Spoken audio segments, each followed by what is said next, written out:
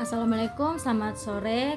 Kami dari kelompok manajemen dan bisnis ingin melakukan wawancara untuk memenuhi tugas mata kuliah manajemen dan bisnis.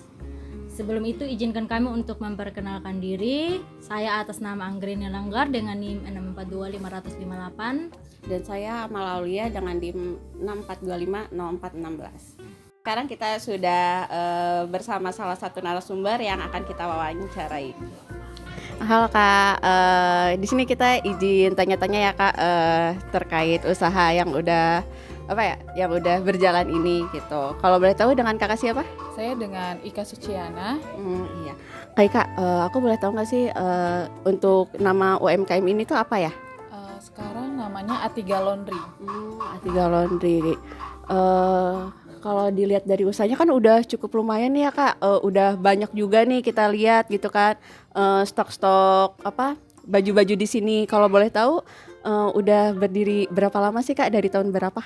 Untuk Atiga Laundry sendiri sudah berdiri di tahun 2000. Gitu, Sampai sekarang ya 2025. Jadi sudah sekitaran 7 tahunan. Berjalan 7 tahun. Oke. Kalau boleh tahu ini lokasi laundrynya di mana ya? Kebetulan lokasi sekarang ada 2. Yang cabang pertama itu di Kampung Sumur, Jakarta Timur. Yang untuk cabang kedua ini ada di Duren Sawit. Kober sih kalau di sini terkenalnya. Dermaga Indah. Jadi untuk sampai sekarang sudah ada 2 cabang.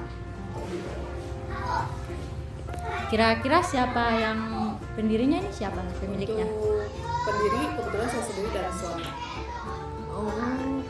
Oh ya Kak, tadi kan Kakak udah sedikit menjelaskan ya bahwa saat ini tuh udah ada 2 cabang gitu. Berarti kan dari manage usahanya itu sudah cukup baik gitu kan. Nah di sini aku sedikit melihat nih catatan pengeluaran Kakak. Boleh dijelasin nggak sih cara cara Kakak dalam mengontrol keuangan si usaha ini? Oke, baik. Jadi untuk kita sistemnya itu masih sesuai dengan SOP yang berjalan dari pertama buka, dan kita komit untuk menentukan SOP yang lebih natural aja ya. Jadi kalau misalkan ada sistem yang nanti ada yang masuk misalkan nggak sesuai dengan itu, kita pasti ketahuan dari awal. Jadi pertama-tama tuh kita pasti ada pembukuan. Setelah ada pembukuan, terus kita cek and recheck itu betul atau enggak masuknya. Karena kita sistemnya ini kan kiloan ya, ada kiloan ada satuan, jadi kita harus pisah masing-masing untuk yang masuk ya, untuk customer kita yang masuk seperti itu. Jadi kita pembukuan dulu. Kalau untuk sistem yang di lapangan pasti kita serahkan ke karyawan. Tapi kalau untuk audit keuangan itu kebetulan saya sendiri. Jadi pembukuan dan sebagainya, pengeluaran, HPP dan sebagainya itu masih saya. Gitu. Oke, baik Kak. Di sini saya ingin bertanya sedikit ini tentang pengendalian kualitas seperti cek barang, SOP layanan itu kira-kira seperti apa ya? Oke, baik. Untuk yang pertama-tama mungkin untuk quality control kita ya. Quality control kita itu dari penerimaan barang sampai barang tersebut ke customer langsung, kita kembali ke customer langsung, itu harus ada pencatatan. Jadi pencatatan ada kwitansi dan ada buku gitu. Jadi kita kontrolnya pertama sesuai tidak dengan kwitansi yang ada, jumlah timbangannya, terus pieces bajunya berapa. Jadi harus kita quality control. Jadi pas kita sudah menyerahkan ke customer itu jumlahnya sesuai, barangnya sesuai, tidak ada cacat ataupun tidak kekurangan satu sama sekali baju berapa pieces gitu. Kira-kira kalau misalnya kalau ada cacat barang atau gimana gitu itu kita gantiin atau gimana sih? Nah, kalau untuk adanya cacat, kan kebetulan kita sebelum kita timbang, kita ada pengecekan barang dulu.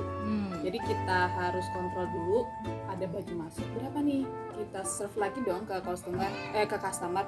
Pak, ini jumlah yang masuk sekian, misalkan 24 pieces. Misalkan 24 pieces, ada yang reject atau enggak gitu kan. Nah, di situ kita sama-sama harus sesuai dengan customer tersebut. Oh, berarti nggak ada yang reject, berarti aman ya gitu. Misalkan salah satu gini, kita sebelum menerima baju, kita tanya ada yang luntur atau tidak. Nah, kalau misalkan ada yang luntur, otomatis kan kita satu mesin satu itu kan satu customer. Takutnya nanti kalau misalkan kita dijadiin satu, itu baju kena kelunturan semua. Makanya kita harus dari awal inform ke customer ada baju yang luntur atau tidak, menghindari hal-hal yang tidak diinginkan. Misalkan nanti takutnya terjadi baju putih kena kelunturan warna merah, jadi otomatis kan kita harus memisahkan. Jadi kita harus ada komunikasi juga ke customer. Itu untuk quality control baju ya. Kalau misalnya untuk quality control quality control di pengerjaan, aku lebih ke SOP, balik lagi ke SOP. Misalkan rapih atau enggaknya baju, harum atau enggaknya baju, itu quality controlnya ke karyawan gitu. Makasih ya Kak. Iya, sama-sama. Ya Kak, tadi kan udah dijelaskan nih terkait beberapa hal. Nah di sini aku pengen tahu juga dong, kan tadi udah ada 2 cabang. Nah berarti kan udah sudah membuka lapangan kerja untuk warga sekitar kan gitu. Nah untuk pengontrolan Kakak dalam mengatur jam kerja itu seperti apa sih? Ya, untuk sekarang untuk 2 cabang ini kita sistemnya masih fleksibel ya. Biasanya dari hari Senin sampai Minggu ada salah satu karyawan yang libur.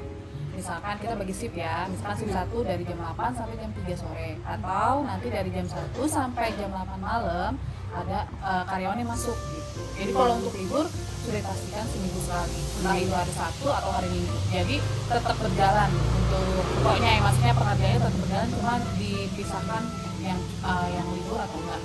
Seperti itu aja. Lebih ke fleksibel sih kalau menurut saya ya untuk sekarang ini. Jadi nggak yang harus standby terus 1 orang gitu, enggak.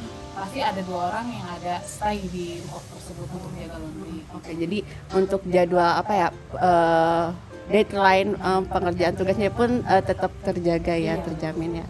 Oke, terima kasih Kak. Iya. Perkenalkan, saya Tommy Januarta Sudarsono dengan NIM 64255038 dari kelompok manajemen bisnis juga. Hari ini saya akan menganalisis dari kekuatan dari UMKM laundry. Dari kekuatan laundry ini saya bisa pastikan kebutuhan yang rutin dan stabil. Laundry adalah kebutuhan sehari-hari, terutama di daerah kos, apartemen, dan keluarga yang sibuk. Pasar yang luas, pelanggannya bisa dari pelajar, mahasiswa, pekerja, hingga keluarga yang sibuk juga. Modalnya juga relatif terjangkau, pendapatannya bisa berulang, pelanggan cenderung menggunakan jasa laundry yang secara rutin. Operasionalnya mudah dipelajari, proses cuci kering setrika yang tidak terlalu rumit. Sekian, terima kasih.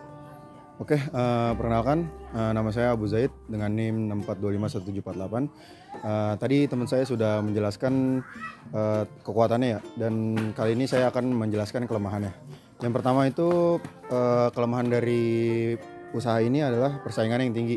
Bisa kita lihat juga di sekitaran entah di Jakarta atau dimanapun yang membuka usaha laundry ini sudah cukup banyak. Usaha laundry dengan harganya juga yang bersaing juga. Lalu untuk yang kedua ada ketergantungan pada mesin dan listrik. Jadi jika mesin rusak atau listrik lagi mati, operasional akan terhenti. Dan ketiga, biaya operasional yang rutin. Listrik, air, deterjen, pewangi, dan perawatan mesin cukup besar. Dan yang keempat, kualitas sangat bergantung pada SDM. Kesalahan mencuci atau pakaian rusak, tertukar, dan hilang bisa menurunkan kepercayaan customer. Dan yang kelima, margin keuntungan bisa kecil. Jika hanya bersaing harga tanpa layanan tambahan, itu kemungkinan margin bisa tidak untung atau kecil untungnya ya. Jadi yang dapat kita simpulkan kali ini adalah bisnis laundry ini kuat dari sisi kebutuhan pasar dan pendapatan rutin, tetapi lemah pada persaingan dan biaya operasional. Keberhasilan juga sangat bergantung pada lokasi yang strategis, pelayanan yang konsisten, manajemen biaya, dan kualitas. Perkenalkan, saya Najwa Bania dengan NIM 64250116 dari kelompok manajemen dasar. Dari hasil wawancara kami mengenai usaha laundry A3 UMKM ini, berikut solusi dan masukan dari kami, yaitu branding dan kepercayaan, kualitas dan operasional seperti standar SOP pencucian, cek ulang sebelum serah terima, gunakan label atau nama pelanggan yang jelas, jadwal perawatan mesin rutin agar hasil konsisten dan layanan produk. Itu saja ide dari pengembangan dan perbaikan untuk usaha UMKM laundry dari kelompok kami. Kurang lebihnya mohon maaf. Sekian dari kami. Wassalamualaikum warahmatullahi wabarakatuh.